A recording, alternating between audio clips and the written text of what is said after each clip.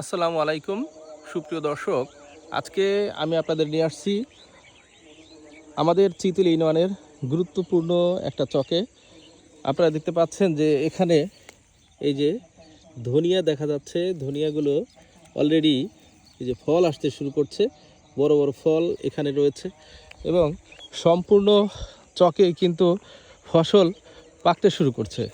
যখন এখানে সরিষা ফুল ছিল সবাই দেখতে আসতো, কিন্তু এখন সেই সরিষা ফুল থেকে এই যে আজকে সরিষার এই অবস্থা হয়েছে। খেয়াল করছেন, ফুলের সৌরভ সবাই ভালোবাসলেও ফলের সৌরভকে সবাই ভালোবাসে না। কিন্তু যারা চাষি তারা মূলত এই ফলের জন্যই চাষাবাদ শুরু করেছে।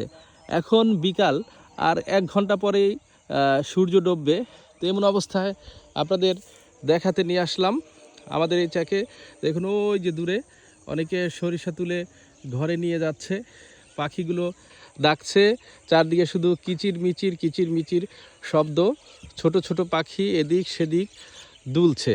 গ্রাম থেকে একটু দূরে যদি আমরা বের হই তাহলেই আমাদের মনে জাগে নানান প্রশান্তি, নানান ভালোবাসা প্রকৃতির প্রতি।